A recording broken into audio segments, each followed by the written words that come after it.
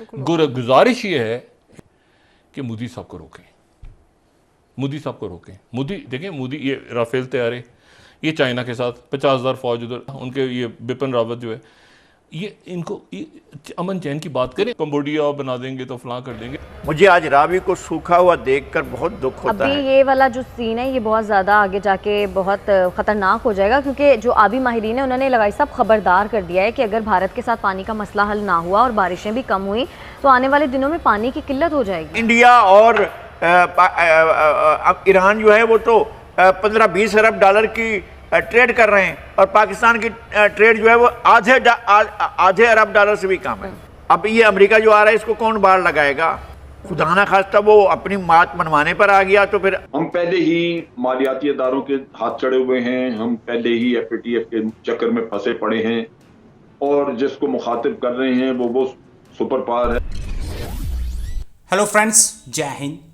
Hindustan special में आपका स्वागत है दोस्तों। जैसा कि दोस्तों आपने क्लिप में देखा, पाकिस्तानी मीडिया अब पछता रहा है। पहले तो पाकिस्तानी प्राइम मिनिस्टर ने इमोशन में आकर अमेरिका से पंगा ले लिया, लेकिन पाकिस्तान अमेरिका का एक झटका भी नहीं सह सका और अब पाकिस्तान ने अपनी औकात बतानी शुरू कर दी है। अब पाकिस्तान अमेरिका के सामने हाथ बांधकर सर झुकाकर खड़ा होना चाहता है। दूसरी तरफ सारा Pakistan Indian prime minister Shri Narendra Modi से बहुत खौफ खा रहा है और बता रहा है कि कोई तो मोदी साहब को रोक लो। एक तरफ पाकिस्तान भारत पर झूठा प्रोपेगेंडा करता है और दूसरी तरफ पाकिस्तान को भारत के आगे पानी के लिए गिड़गिड़ाना पड़ता है। पाकिस्तान को भी पता है कि भारत के बिना उसका काम नहीं चलने वाला। गुजारिश ये है कि मोदी साहब को रोकें, मोदी साहब को रोकें। मोदी देखें, मोदी ये राफेल तैयारे, ये चाइना के साथ 50,000 फौज उधर, कभी उनके ये बिपिन रावत जो है, ये इनको अमन चैन की बात करें। कंबोडिया बना देंगे तो फलां कर देंगे और आगे बात सारी ये होती है। हमारा ये है काम कि हमने अफगानिस्तान में अमल लेकर आना है, ठीक है, और वहाँ पे उनके कॉन्सुलेट्स खुल गए और ये बलोचिस्तान को तोड़ देंगे और फलां कर देंगे, धमाका ना कर देंगे। ये आने वाले दिनों में होगा। मैं इनको 2 साल से इस प्रोग्राम में, जब से क्वाड डिस्कस होना शुरू हुआ है, जब से ये साउथ चाइना सी और एरिया डिस्कस हो रहे थे, देखें वहाँ पर जो वाक़यात पेश आते हैं इंडिया में, उसकी कोई शहादत ना हो, उसके बावजूद वो तमाम दुनिया में वो बात, कोई शहादत हो, उसकी कोई एविडेंस हो या एविडेंस ना हो, वो तमाम दुनिया के अंदर, अभी जैसे ये गुब्बारे या ये जो कोई ड्रोन वहाँ पे पता नहीं क्या, वो ड्रोन बैन कर दिया उन्होंने, ये कर दिया वो कर दिया, सारा उसको तमाम दुनिया में उसको उठाते हैं और वो ये कहें कि जी हमारे पास ये सबूत हैं कि जी हमारे यहाँ जो धमाका हुआ उसमें ये पाकिस्तान के बंदे की रिकॉर्डिंग है। तो इंडिया क्या करेगा? प्रेस कॉन्फ्रेंस करेगा। उनके पास कोई बंदा पकड़ा जाए पाकिस्तान का जासूस और कमिट कर ले कि मैंने इतनी दहशतगर्दी की है, तो इंडिया क्या करेगा? ठीक है, हमारा मसला है पानी का, सबसे बड़ा मसला है पानी का। हमारा जो पानी का मसला है और जिन लोगों ने हमारे यहाँ हमारे दरियाओं को फरोख्त किया, हम वो कीमत अदा करने को तैयार हैं और होना चाहिए हमारी हुकूमतों को, ताकि वो हमें दरिया जो है वापस मिलें। बयाज, सतलुज और रावी जो है, मुझे आज रावी को सूखा हुआ देखकर बहुत दुख होता है। अभी ये वाला जो सीन है ये बहुत ज़्यादा आगे जाके बहुत ख़तरनाक हो जाएगा, क्योंकि जो आबी माहिरीन है उन्होंने लगाई सब खबरदार कर दिया है कि अगर भारत के साथ पानी का मसला हल ना हुआ और बारिशें भी कम हुई तो आने वाले दिनों में पानी की किल्लत हो जाएगी। मैं ये कहता हूँ कि कोताह बीन लोगों ने ये ट्रीटी की थी, इंडस वाटर ट्रीटी, उन्होंने इश्यूज़ को सेटल नहीं किया था कि जिसने फिरोजपुर और पठानकोट का इलाका, गुरदासपुर का इलाका शामिल होने नहीं दिया।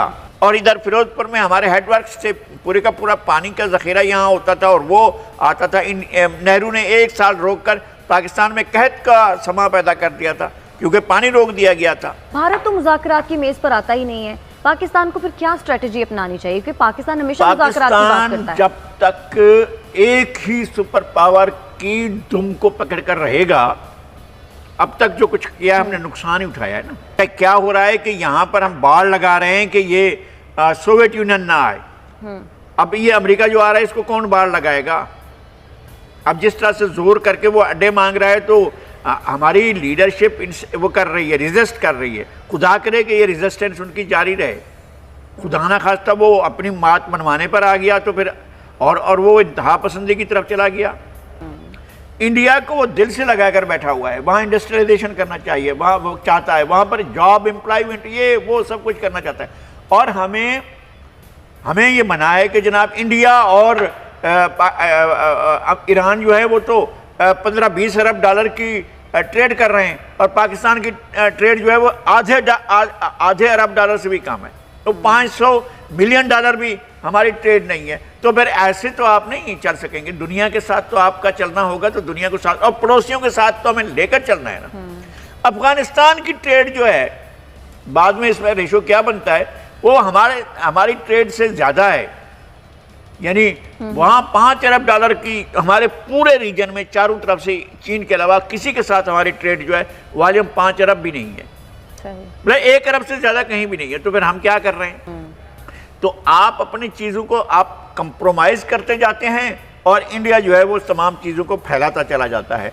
और उसने अपने इंटरेस्ट, यानी वहाँ तो छोड़ देना, यूरोप तो कर लिया उसने, उसके बाद यहाँ मिडिल ईस्ट में आकर उसको तमगे दिए जा रहे हैं। उसके सीने पर जो है वो, और किस तरह से गर्म जोशी से उसका इस्तकबाल होता है। वहाँ पर इंडिया जो है उसका इस्तकबाल होता है रियाज के लिए, अहलन व सहलन, मरहबा जनाब सैयद मोदी। तो जनाब सैयद मोदी जो है वो तो उनका करीबी हो गया है। अब इन ए नटशेल ये जो एब्सोल्युटली नॉट वाली बात हुई है, ये बड़े बेहतर तरीके से हो सकती थी। वही चर्चिल जो कहता है कि you can be firm bye not being rough. तो हम इतना रफ हो के फर्म होना क्यों दिखा रहे हैं? मतलब मुझे ये समझ नहीं आ रही। देखिए, पहले इस बात को समझिए कि हमारी अपनी पोजीशन क्या है और हम जिसको मुखातिब कर रहे हैं उसकी पोजीशन और हैसियत क्या है। हम पहले ही मालियाती इदारों के हाथ चढ़े हुए हैं, हम पहले ही FATF के चक्कर में फंसे पड़े हैं, और जिसको मुखातिब कर रहे हैं वो सुपर पावर है। आज भी उसके एलाइज और वो मिलके उनका बहुत होल्ड और बहुत बड़ा इन्फ्लुएंस है यूनाइटेड नेशन पे, और यूनाइटेड नेशन के ज़ैली अदारों पे, इंटरनेशनल कोर्ट ऑफ जस्टिस पे, और IMF और FATF वगैरह सारे अदारों, ह्यूमन राइट्स की ऑर्गेनाइजेशन।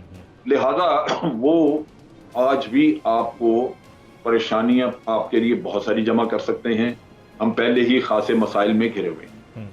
जब आप एक सुपर पावर को एड्रेस करते हैं तो आपने अगर इनकार भी करना है तो ये चीज जरूर जहन में रखनी चाहिए कि आप उसकी ईगो को हर्ट ना करें। आप एरोगेंट नजर ना आए कि आप उसको मुंह चढ़ाता हुआ वो आपको देखे कि मुंह चढ़ा रहे हैं मेरा।